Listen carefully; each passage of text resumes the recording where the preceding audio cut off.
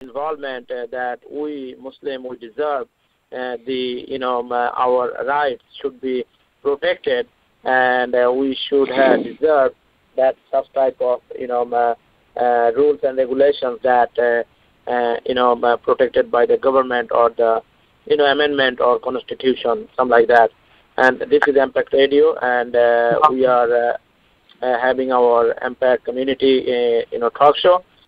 See, the biggest problem for us is it doesn't matter if we said all the right things. It doesn't matter if we never signed any petitions. It doesn't, prohibiting, Roger Rabbit from ever being made. That the rights that we're asking doesn't take away freedom of speech. This is the biggest confusion that's going on. It's that we're demanding the same protections that anti-Semitic laws provide and anti-hate crimes provide, meaning that the word terrorist can no longer be synonymous with the words Muslim or Islam when the act of terror can be committed by any race, creed, or religion. That the media outlets, who is the largest committers of this crime, through slanderous and liable statements about this, that organizations like Islam Watch with the nut job Pam Geller and Robert Spencer, that they're not allowed to sit there and make posters calling Muslims savages, because everybody in this country knows if you took the ending of that, support Israel, defeat jihadism, and jihadism is only synonymous with Muslims, if you took those words out and instead replaced them with, support whites over blacks, there's no way any court in this country would have allowed them to make posters to put up in New York subway tunnels or Chicago buses.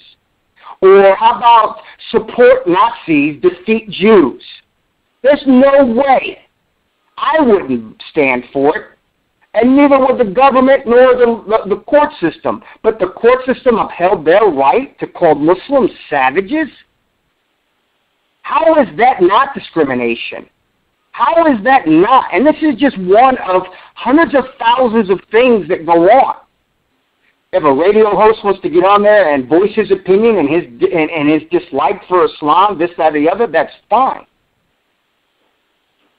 You can dislike a religion or a person, but to cast this stigma of a terrorist on an entire religious population that spans 79 countries, 79 different colors and cultures and languages, when it is the most hated and reviled word right now in the English language, and solely put that on them, while other people of other ethnicities and races and religions commit the exact same acts but are never labeled as a terrorist, even though they are doing the exact same thing. Why can we not stand for that? Why does the Constitution not protect us from that when it protects Jews from anti-Semitic remarks, protects African Americans in this country from hate speech against their color? This is not changing the First Amendment. This is actually utilizing, last thing I'm going to say here on this, is actually utilizing what the Supreme Court stated, that the free speech extends to the point when speech causes harm. Okay? This is what the Supreme Court said, that the freedom of speech extends to the point when the speech becomes hate and it causes or incites or brings about harm upon a minority. And that is what we're marching on, is to show the people and get our government to understand that this rhetoric that is constantly being pumped through the media, that is constantly being pumped by these right-wing organizations, these anti-Islamophobes, or these Islamophobes, I mean, that even the Peter King congressional hearings on everything Islam, spending millions of dollars for these things, are all free speech